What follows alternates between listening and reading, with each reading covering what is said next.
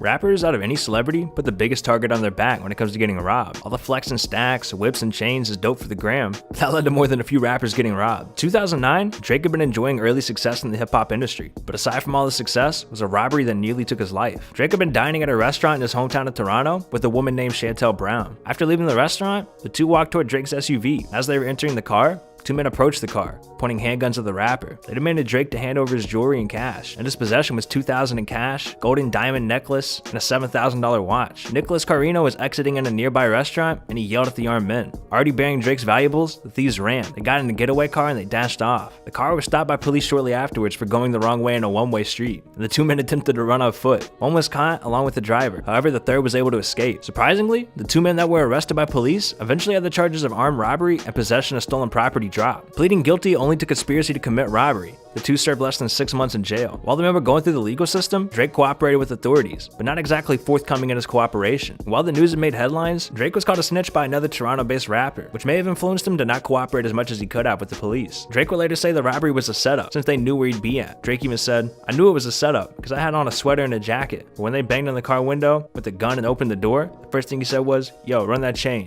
They didn't rob my date, and her purse was sitting right there." I was like, okay, yup, you set the whole thing up. The Atlanta trio Migos had been performing at a venue in DC in 2014 when Quavo was robbed. While exiting the strip club, Quavo was suspected to have been robbed by a member of Chief Keef's GBE group Capo. The two groups have been beefing with each other since the year prior, when GBE took offense to a Migos track named Broken Knees. When Offset was asked about whether it was an intentional diss, he responded saying, "You know, people gonna take it however they gonna take it, put it however they wanna put it. If you listen to the song, it's self-explanatory. I'ma do one, I'ma say your name, keep it 100. Ain't no need for me to be sneak dissing." After the incident, Capo took to Twitter to talk about how the altercation took place in DC in a totally non-incriminating way, saying, "Migos soft as hell. Y'all just had 20 dudes, I was by myself, on Bloodgrave. They all swung and I didn't get hit 2 times. They little rapping ass had 20 dudes with them. And ain't even do nothing but woof." Backing up his fellow member was Fredo Santana, who said on Twitter, "At Migos, I'm in LA, but start with Capo on BD before I get your whole camp killed. Facts. My word is law, so don't test." Chief Keef then pretty much admitted the chain was stolen in an Instagram post, where he posted a picture of Quavo's chain with the caption, "What's this?" To be fair, no reports on an arrest have been made public, so it's safe to say that Capo, who has since been killed in Chicago in an unrelated incident, made off with the chain scot-free. Tennessee rapper Young Dolph had been enjoying a hearty meal at Cracker Barrel in Georgia when his car was being robbed of valuables outside. The suspect entered the car without having to break in and took off with Apple AirPods, 11 pieces of jewelry, and a handgun. It's estimated $500,000 worth of accessories were stolen from Dolph's Mercedes. The suspect drove off, but then returned, only to smash the car window and leave again. Following the damage to his car and robbery, Dolph seemed to be unfazed. In an interview with TMZ, Dolph talked about the incident saying, "I really don't give a damn about that. I'm too blessed and highly favored. It's like stuff like that and people like that and all of us put together, it's what makes the world go round. It's like once you do stuff, you have to be able to stand on it, whatever the consequences are behind it. You have to be ready to deal with it. I'm straight. I'm in LA. About to go buy another car, spend me some more money on some more jewelry, go house shopping. My kids are good, baby mama good, everybody good. Do what y'all do, stay safe." While Travis+Scott was performing at a large festival in Switzerland, the rapper decided to enjoy his moment by crowd surfing. One fan who helped prop him up got a little too excited when he recognized the $900 Yeezy boots the Scott was wearing.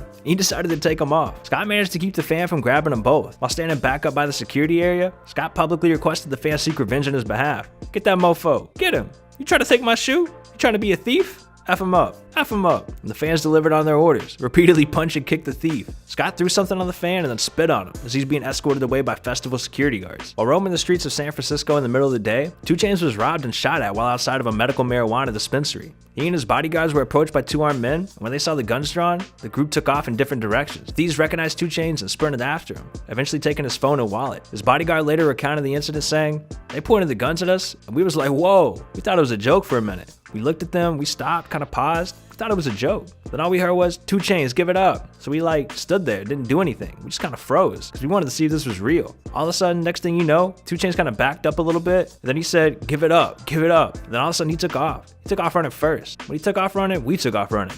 And all of a sudden, these dudes, they just started shooting. I don't know where they shot at. Following the incident, 2 Chainz initially denied the incident ever took place until TMZ posted a video of it. The rookie robbers took off with an empty wallet and didn't try to take any of the jewelry 2 Chainz had on him, which then led Chainz to the conclusion that the whole thing was a setup. When police were investigating the robbery, Chainz told him to hold off and he'd handle it himself, which he didn't get to do as soon as he wanted to. 2 days later, he was arrested at an airport for having codeine in his luggage. Soulja Boy had been in custody following his arrest over probation violation, and just a few days after his arrest, his Los Angeles home was robbed of $500,000 worth of jewelry jewelry and personal items. The burglary was reported when soldiers' home caretaker returned to the home only to find a safe that had been cleaned out. Included in the items was his phone. A day after the incident, his Instagram was hacked. The hackers, who were presumably the same people who robbed his house, stated that to get his information back, they wanted $1,000. They'd also been DMing his famous friends, stating that their new artist or soldiers were looking to get some features. Police are led to believe that the robbers are likely close to Soldier, since they knew where his house was located and only taken him 5 minutes to get into the house before stealing his possessions and quickly taking off. During the early years of Waka Flocka's rap career, the then 23-year-old rapper experienced what it was like to get shot during a robbery. Flocka had gone to a car wash in Georgia with a friend of his when he was randomly robbed at gunpoint. Opting to comply, Flocka started to slowly remove his rings and chains. When he got to his watch, he was requested to get out of the car. The robber allowed him to exit. However, when he handed him the watch, Flocka attempted to take it back as the robber turned his attention away. Without looking, the robber accidentally fired his handgun, which hit the rapper in the arm. Flocka recounted the incident saying, "I'm like, I can't believe it. I'm shot. I felt it in my arm, but I looked down and felt it in my chest, my back, everything. Felt like stop, drop, and roll. I'm leaking. My arm's squirting.